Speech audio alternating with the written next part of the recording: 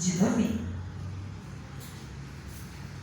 O Salmo 133 é um salmo que só tem 3 versículos.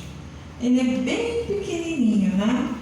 E diz assim o primeiro: ó, como é bom e agradável viverem unidos os irmãos. É como óleo precioso sobre a cabeça, o qual desce para a barba de Arão, e desce para a gola das suas vestes. É como o orvalho de Hermon, que desce sobre os montes de Sião. Ali ordena ao Senhor a sua bênção e a vida para sempre. Muito bem. Quando a gente pensa assim, salmo de romagem, o que significa, né? Salmo de romagem. Muito bem, nós entendemos que 3 vezes, né? Pelo menos 3 vezes ao ano, o judeu ele se deslocava. Ele saía de onde ele estava para ir então prestar um culto, prestar uma adoração, um sacrifício ao Senhor no templo. Então o judeu ele viajava quilômetros até chegar então no tabernáculo, no templo, para então estar naquele momento íntimo com Deus, de entrega, de adoração, de sacrifício, de oração. Então por todo o canto se via judeus se deslocarem para ir então para o tabernáculo. E eles iam cantando, iam adorando a Deus, iam falando, iam testemunhando, né? Era uma viagem longa, mas era uma viagem também de adoração, de prazer. E esse salmo de romagem, né? O povo peregrino, salmo da peregrinação. Os peregrinos então iam falando e cantando este salmo. E o contexto era esse, né? De estar ali exaltando o nome de Deus, e eles falam, quão bom, quão suave que os irmãos vivam em união, e assim ia seguindo. E existem vários salmos, o 28, o 30, o 29, o 31, todos esses aqui salmos de romagem, onde os judeus então estavam ali proferindo essas palavras em adoração ao Deus. Muito bem, voltando um pouquinho na história, a gente se lembra e se detém de que quando o povo de Israel adentra Canaã, sob o comando de Josué, ali se estabelecem as 12 tribos, né? E a gente se lembra deles, né? Naftali, Jefté, Dan, Efraim, Manassés, Zebulon, Benjamim, qual mais? Zebulon, Naftali, Jefté, Gade, né? Então, as tribos se estabelecem lá em Canaã. E aí, o que acontece? Muita gente, né? Muita gente lá. E os conflitos, porque quando se vive em sociedade, há realmente alguns conflitos para serem superados. O lidar com as pessoas. E aí, não é fácil. E as pessoas, assim, eles se baseavam, né, naqueles conhecimentos que já haviam adquirido de Moisés e agora ali na liderança de Josué. Mas existia um conflito entre as tribos. E foi nessa época que foram estabelecidos os juízes, né? Se levantaram os juízes para resolver as causas, os problemas. Mas sempre tinha um problema ou outro, até que por fim o povo falou assim, olha, queremos um rei. Aí, por querer um rei, que não era plano de Deus, mas o Senhor atendeu, né? Então o Senhor permitiu que Saul então fosse levantado como rei do povo de Israel.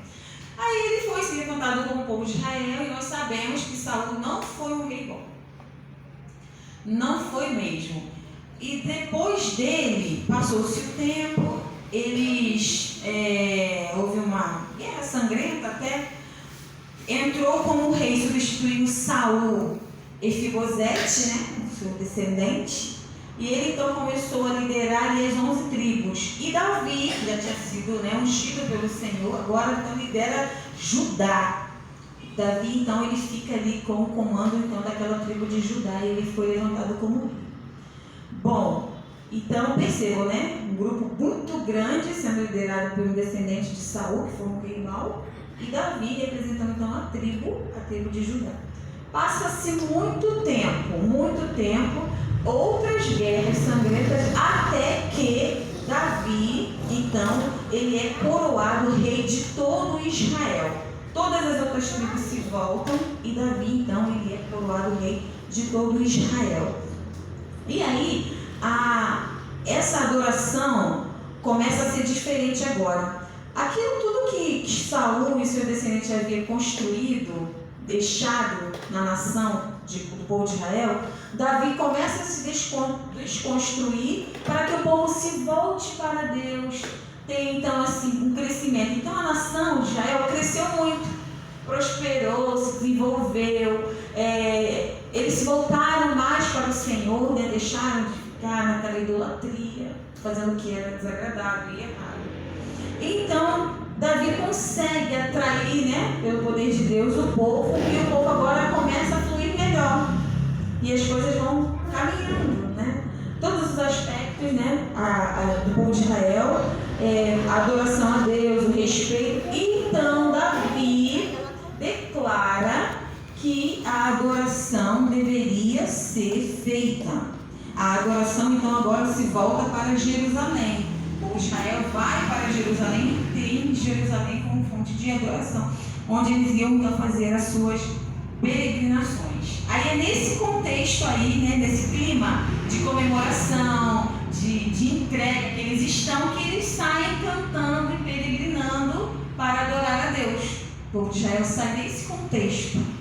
E aí então a gente percebe, ó como é bom e agradável viverem unidos irmãos. Esse é o propósito, a união entre as pessoas, né? O ser bom, né? Já conhecemos o contexto do que é bom, né?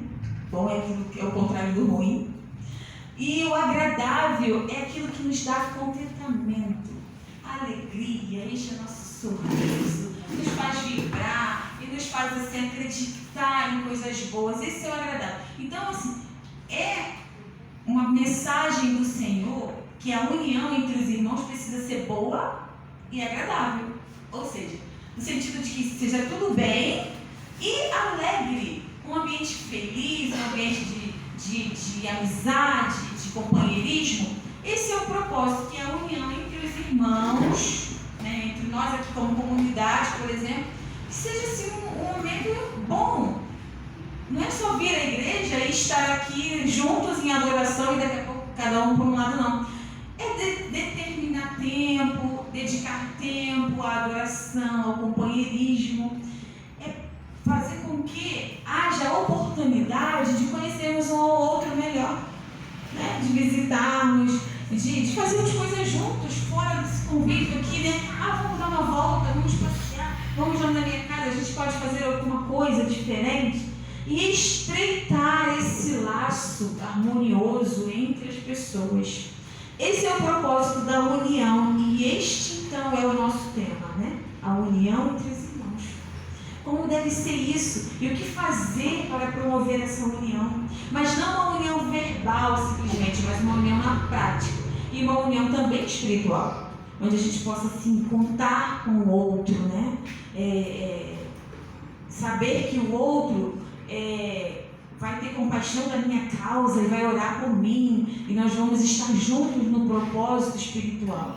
Então é esse o contexto deste primeiro versículo, onde a união, ela tem que fazer assim, toda a diferença, né? Ela tem que ter aquele momento da alegria, do contentamento e também da adoração a Deus com verdade, com entrega, com devoção, aquela união espiritual.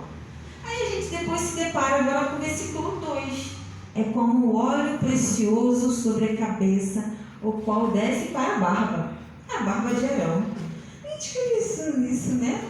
Bom, olha, esse óleo aqui, essa situação se refere quando Arão ele foi ungido como sacerdote. Então, o óleo precioso, o que era o óleo precioso? Era o mais fino óleo de azeite, né? Era a primícia do óleo do azeite, o mais fino, era recolhido e é inserido nesse óleo mais 4 especiarias. Assim, aquele aroma maravilhoso, aquela especiaria assim que só de passar um pouquinho aqui, todo mundo já percebe. Aquele perfume, era o perfume. E aí, a ideia aqui, olha só, imagina se Arão sendo ungido, o óleo precioso desce pela sua cabeça, mas não foi só uma borrifadinha não, né? Olha só, o qual desce para a barba. Foi um banho, né? Não desce só pra barba não, ele vai descendo, tá? Aqui nessa linguagem diz a gola, mas estudando eu descobri que não é a gola aqui da parte de cima da blusa, é lá na barra do manto. Então foi um banho de óleo que subiu, veio pela cabeça e foi descendo, chegou lá. E a união, ela deve ser tão preciosa que ela deve tomar conta. Então, assim, não é só num pouquinho de espaço, sabe? É uma coisa integral. Eu fico imaginando assim, né? Molhou a cabeça, molhou a barba, desceu pelo pescoço, pegou essa parte aqui do tórax, a parte do abdômen, foi pelas pernas, desceu, chegou lá embaixo. Ocupando todo o corpo, ou seja, todo o corpo de Cristo, né? A união, ela não pode ter preferências, né? A união entre os irmãos, ela não é destinada a um grupo ou a determinadas pessoas, não. É todo o corpo de Cristo. Ela assume a roupagem. Ela mora, é integral, é completa. É uma comparação, né? Davi faz assim, ele usa esses dois artifícios. Ele usa o óleo, né? O óleo precioso. E ele usa também um outro elemento que está aqui no versículo 3. Então essa é a ideia, né, do óleo precioso que desce até a barba de Arão e vai lá e molha todas as suas vestes com o aroma. Imagina o perfume, o top dos perfumes, sendo derramado numa pessoa nessa proporção. O cheiro, acho que vai até na estação de queimados, né? Porque é uma coisa abundante, né? É essa a intenção da união ser assim, contagiante, sabe? Espalhar-se, né? Completamente.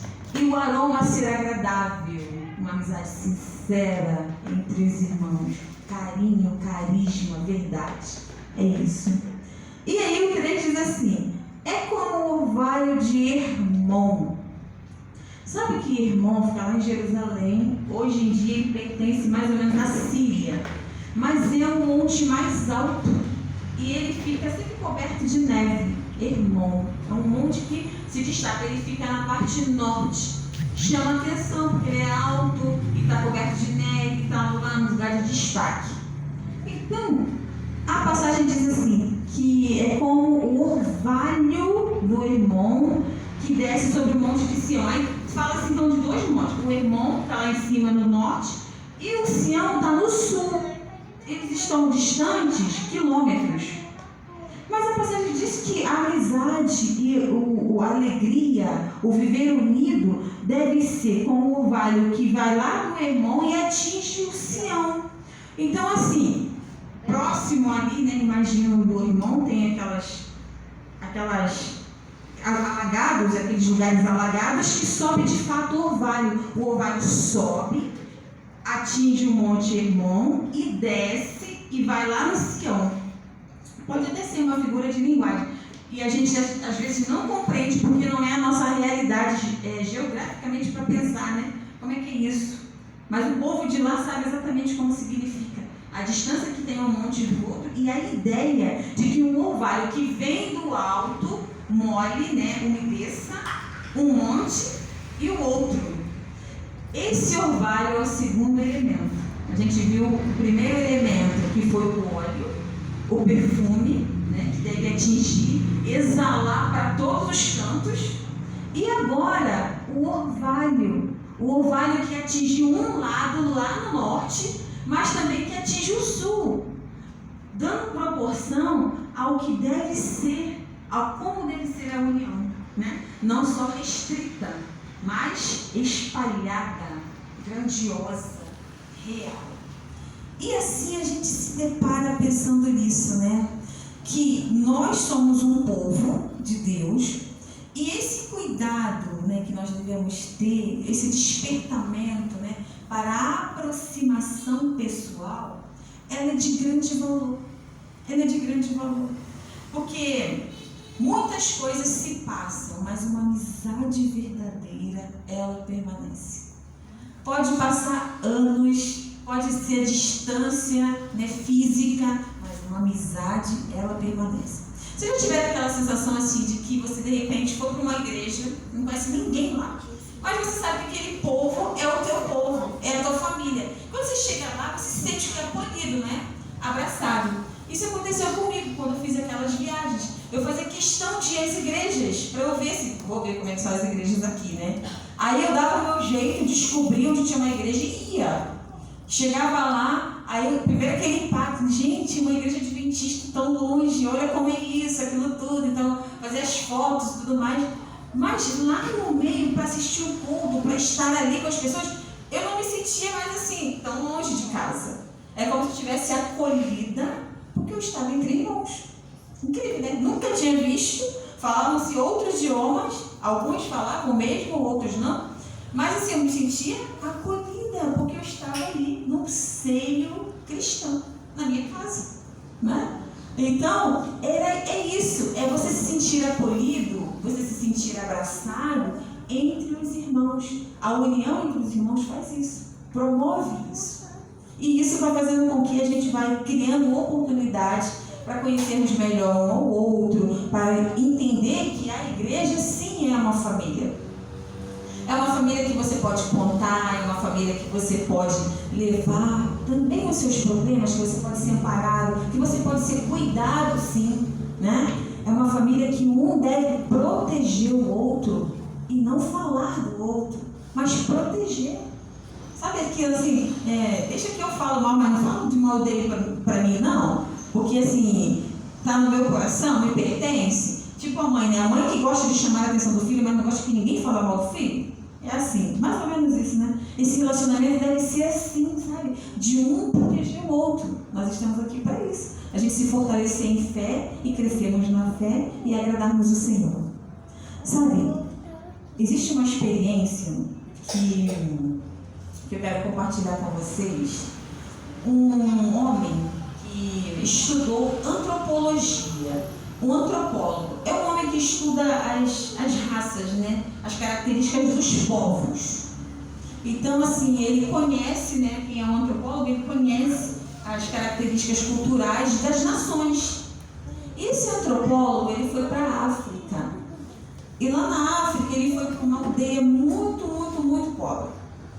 Exatamente para observar o comportamento da cultura africana e como eles agiriam e tudo mais. E sabe que na África eles são muito acostumados com o que é de pior, né? Não tem qualidade de vida, não tem recurso, se alimentam, né, como dá, se veste como dá. Então, assim, tem muitas limitações. Mas não falta alegria, né? Não falta alegria, não falta coragem, disposição, eles ensinam muito, né? Aquelas crianças africanas são tremendas. E aí o antropólogo então resolveu fazer uma experiência. Ele me pega uma cesta de frutas enorme e ele coloca todas as frutas que ele pôde colocar naquela cesta. E ele pega aquela cesta e leva para um lugar distante, ele localiza uma árvore e coloca a cesta de frutas embaixo da árvore e deixa lá. Reúne as crianças que já estavam em volta dele, que era uma pessoa diferente, fazendo coisa diferente, um monte de criança ali. E ele reúne as crianças e fala assim: ó, vocês vão fazer agora uma competição. Eu vou colocar, essa fruta está lá e nós vamos afastar o máximo possível. Aí ele levou as crianças para bem longe da árvore onde estavam as frutas. E ele propôs um desafio. O desafio era o seguinte: quem chegasse primeiro lá na cesta ganharia a cesta. Aí as crianças ficaram eufóricas, né? Todas eufóricas para comer aquela fruta, levar para casa, enfim, né? Fazer a festa. E aí as crianças então ficaram na linha, né, de largada, né? E ficaram ali só esperando o sinal do antropólogo para elas então competirem. Aí foi aquela empolgação. E ele então fez um pouquinho de drama, né? Ficou falando, deixando aquelas crianças mais eufóricas ainda e tudo mais, despertando o interesse nelas, elas irem atrás e conseguirem, que eu acredito em vocês, vocês são fortes, vocês estão acostumados a correr e tudo mais. Na hora que ele deu a largada, algo aconteceu. As crianças não saíram correndo. Aí ele ficou assim: ué, não acredito. As crianças não saíram correndo. Elas deram as mãos todas elas fizeram assim uma fila indiana deram as mãos. E depois que todas estavam de mãos dadas, saíram correndo juntas. Acredita? Saíram correndo juntas e lá elas cercaram as cestas e colocaram a mão juntas na cesta. Todas as crianças. Que lição! Aí, quando ele conseguiu alcançar as crianças lá, ele falou assim, agora eu quero saber o que houve. Por quê? O que aconteceu? Impressionado, impactado, claro, com aquela atitude. E ele pergunta às crianças, o que houve? Por que vocês fizeram isso? Elas todas responderam com uma única palavra, Ubuntu. Ubuntu. Aí, Ubuntu, aí que ele sabia o significado, elas disseram o significado. Porque uma será feliz se todas podem ser juntas. E aí? Que lição, né? Tremenda.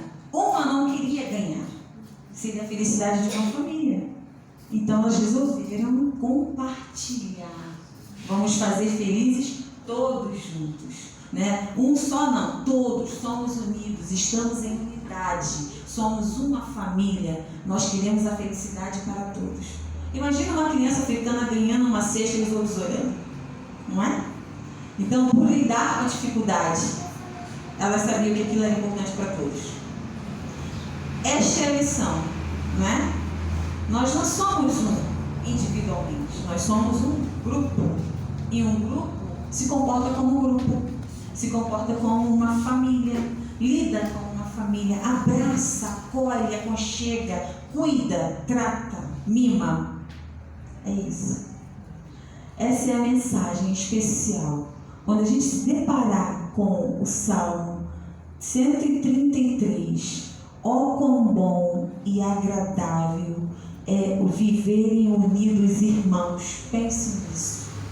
É nesta união tremenda, transformadora que o Senhor deseja que vivamos. De respeito mútuo, de carinho, de cuidado. Possamos fazer isso, ser diferente na vida de alguém. Ser diferente aqui, ó, entre um com os outros, em todos os aspectos. Formamos uma equipe. Ninguém é individualmente. E assim que Deus possa abençoar todos vocês. Amém. Nós vamos cantar um hino, né?